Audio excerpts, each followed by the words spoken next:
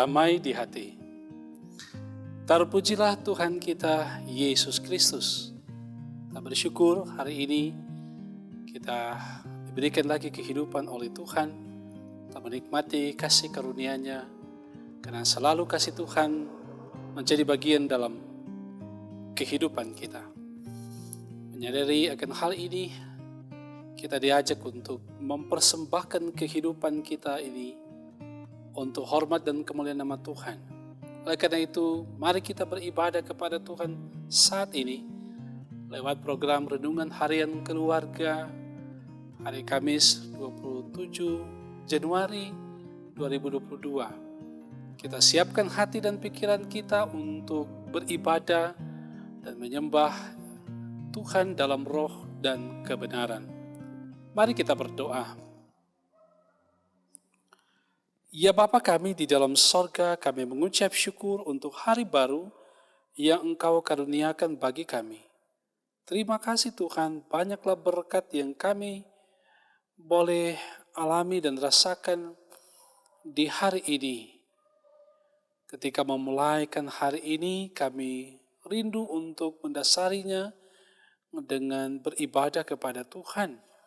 Oleh karena kami menyadari kami sangat tergantung pada Tuhan. Kami membutuhkan Engkau Tuhan terus dalam kehidupan kami. Biarlah kebenaran firman Tuhan yang hendak kami baca di pagi hari ini akan membekali kami dalam perjalanan kehidupan kami untuk semakin taat dan setia kepada Tuhan. Kami siap membaca firman-Mu ya Tuhan, dalam nama Tuhan Yesus. Kami berdoa. Amin. Saudara-saudara yang dikasihi dan diberkati oleh Tuhan kita Yesus Kristus, marilah kita membaca firman Tuhan dalam Alkitab, kitab Perjanjian Baru Injil Lukas pasalnya yang ke-14, ayatnya yang ke-31 dan 32. Saudara, firman Tuhan dituliskan demikian.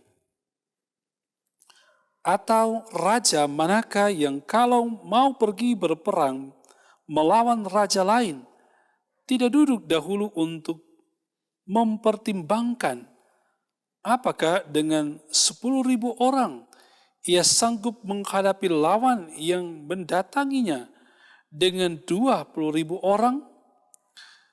Jikalau tidak, ia akan mengirim utusan selama musuh itu masih jauh untuk menanyakan syarat-syarat perdamaian.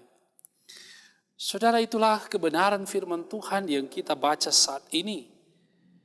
Berbahagialah mereka yang mendengarkan, merenungkan dan melakukan firman Tuhan itu.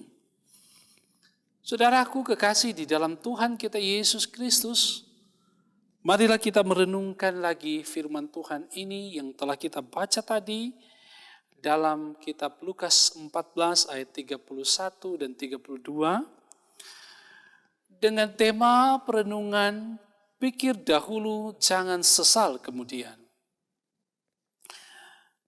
Saudaraku kekasih dalam Tuhan, sejak dahulu kala banyak orang tertarik datang kepada Yesus karena berbagai alasan.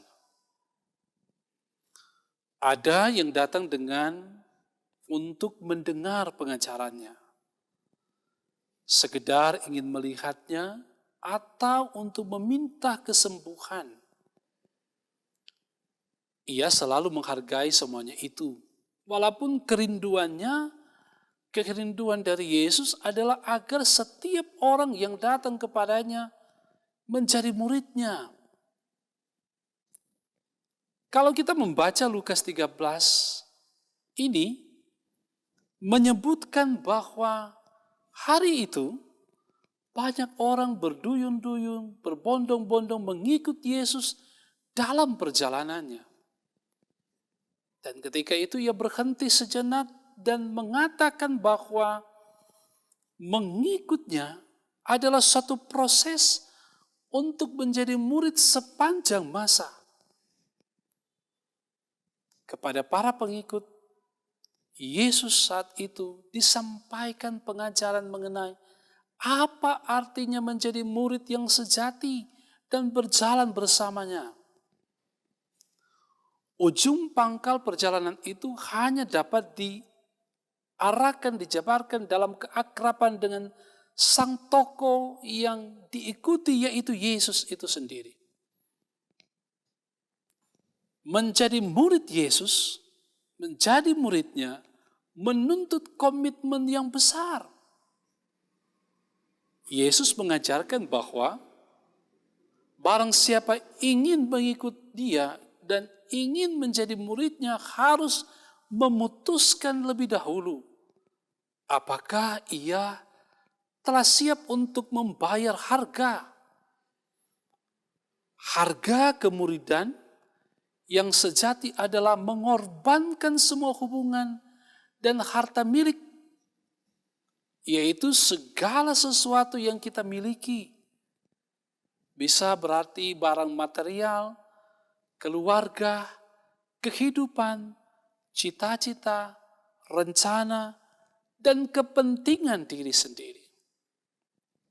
Saudara, ini berarti bahwa bukan berarti bahwa kita harus membuang semua yang kita miliki, tetapi segala sesuatu yang kita miliki diserahkan untuk melayani Kristus dan berada di bawah tuntunannya. Oleh karena itu Yesus menjelaskan salah satu makna menjadi muridnya, yaitu pertimbangan yang matang. Seorang murid perlu mempertimbangkan dalam mengambil keputusan terbaik bagi dirinya dan bagi sekitarnya. Saudara, seperti ada pepatah tua mengatakan, pikir dahulu pendapatan, sesal kemudian tidak berguna. Artinya, setiap tindakan hendaknya dipikirkan dahulu baik-baik sebelum dikerjakan, agar tidak timbul penyesalan di kemudian hari. Seumpama seorang raja, ia tahu kapan harus berdamai dan kapan harus menyerang. Sebelum pergi ke medan tempur, perlu dipikirkan dengan matang kekuatan dan kelemahan dirinya. Mempertimbangkan resiko yang akan terjadi, kesulitan apa yang bakal dihadapi, jenis senjata apa yang baik untuk dipakai, bahkan bagaimana kekuatan lawan. Terlalu gegabah ketika ia tidak mampu tetapi ia maju untuk berperang, dan terlalu bodoh ketika ia tahu ia mampu tetapi ia tidak maju untuk berperang. Saudara, dari perumpamaan yang dijelaskan oleh Yesus ini memberi pemahaman kepada kita bahwa mengikut Yesus jangan setengah-setengah atau ragu-ragu. Orang yang setengah-setengah hati mengikut Yesus atau ragu-ragu mengikutnya tidak akan pernah maju sampai ke tujuan. Saudara, sudah berapa lama kita menjadi pengikut Yesus? Saudara, sudah sejauh ini sebagai anak Tuhan, sekarang waktunya untuk memutuskan mau mengikut Dia sepenuh hati dengan konsekuensi taat sepenuhnya kepadanya atau tidak. Mau mengikuti Yesus. Saudara, ingat, mengikuti Yesus bukan hanya berbicara waktu sekarang, masalah sekarang, tetapi juga mencakup keputusan dalam hidup di masa depan. Oleh karena itu, jika saudara-saudara tidak memiliki kesungguhan hati, sebaiknya jangan mulai. Jangan maju berperang atau jangan pergi ke medan perang jika tidak yakin untuk menang. Sebab saudaraku yang dikasihi Tuhan, peperangan saat ini bukanlah peperangan biasa. Tetapi mengikut Yesus berarti ada dalam peperangan iman. Seperti yang diungkapkan dalam kitab Efesus pasal 6 ayat 2 mengatakan, karena perjuangan kita bukanlah melawan darah dan daging, tetapi melawan pemerintah-pemerintah, melawan penguasa-penguasa, melawan penghulu-penghulu dunia yang gelap ini, melawan roh-roh jahat di udara. Oleh karena itu saudara, kita harus memiliki komitmen kuat untuk mengikuti Yesus. Jangan ragu-ragu, jangan setengah-setengah. Sekali lagi bahwa orang yang ragu-ragu, orang yang setengah-setengah tidak akan sampai ke tujuan. Ingat, 1000 langkah dimulai dari langkah pertama. Kalau langkah pertama kita sudah ragu-ragu, sulit kita untuk mencapai langkah ke-1000. Tapi ketika langkah pertama kita sudah mantap untuk mengikuti Yesus, maka kita pasti akan mencapai pada tujuannya. Saya yakin bahwa dalam perjalanan kehidupan itu, dimulai dengan langkah pertama sampai ke langkah ke-1000 itu, Yesus berjalan bersama dengan kita. Ia tidak pernah membiarkan kita. Ia tidak meninggalkan kita. Karena itu mari kita bulatkan komitmen. Teguhkan komitmen untuk mengikuti Yesus. Apapun persoalan, apapun tantangan, kita harus mengikuti Yesus. Setia mengikuti Yesus. Saudara, akhirnya hanya yang setia melakukan kehendak Tuhan dan teguh imannya yang akan disebut sebagai murid Tuhan. Karena itu, selamat menjadi murid. Tuhan Yesus memberkati kita. Amin. Saudara, mari kita berdoa. Kami mengucap syukur kepadamu ya Tuhan Allah Bapa kami di dalam sorga. Oleh karena kemurahan-Mu, kasih setia-Mu, kami merasakan berkat Tuhan hari ini.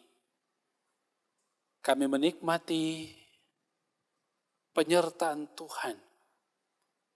Damai sejahtera menjadi bagian kehidupan kami. Ketika juga kami memusatkan hati dan pikiran kami untuk menjadi murid Yesus yang taat dan setia. Memang diperhadapkan dengan tantangan. Memang diperhadapkan dengan pergumulan kehidupan. Tetapi siapa yang setia hingga ke tamat, maka merekalah yang disebut sebagai murid Tuhan Yesus. Maka kami pun berdoa, biarlah kuasa Roh Kudus-Mu Tuhan, yang akan terus menuntun kami untuk menjadi murid yang setia. Berhadapan dengan berbagai tantangan kesulitan kehidupan, kami tetap menjadi pengikut Yesus. Apapun persoalan yang kami hadapi, persoalan pribadi, keluarga, jemaat, masyarakat, kami tetap berkomitmen melayani Tuhan, mengikuti Yesus. Bapa di dalam sorga, kami berdoa kepadamu. Kiranya Engkau menolong menyertai kami menjalani kehidupan hari ini dengan berbagai tugas dan tanggung jawab. Mampukan kami Tuhan untuk dapat mengerjakannya seturut kehendak Tuhan. Untuk hidup melaksanakan pekerjaan seturut dengan tuntunan kuasa Roh Kudus bagi kami. Sebab itu berkati kami semua. Jemaat Maranatha Paslatan, dari kolom 1 hingga 27, anak-anak, remaja, pemuda, orang tua, lansia, semuanya kami diberkati oleh Tuhan.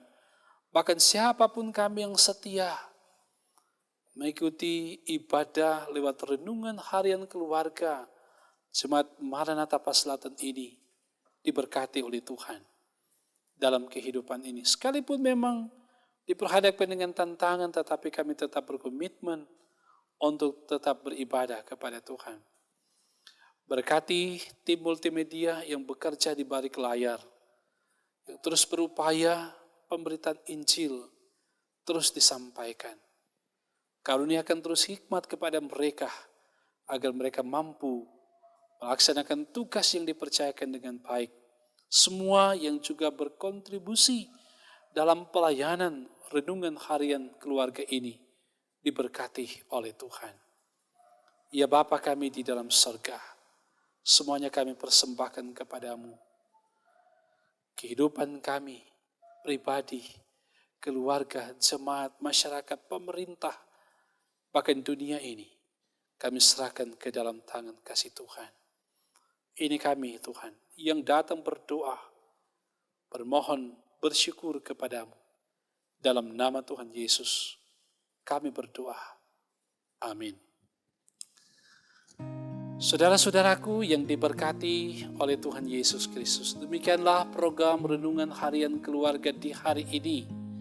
Semoga bermanfaat dan memberkati saudara-saudara, menguatkan iman saudara-saudara untuk terus melayani, memberitakan Injil Yesus Kristus, bahwa Yesus Kristus itu adalah Tuhan dan Juru Selamat kita, Juru Selamat dunia.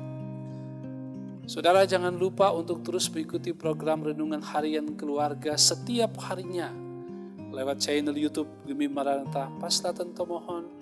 Dan jangan lupa untuk like, subscribe, dan share video ini. Dan Tuhan pasti memberkati kita semua. Shalom, damai di hati.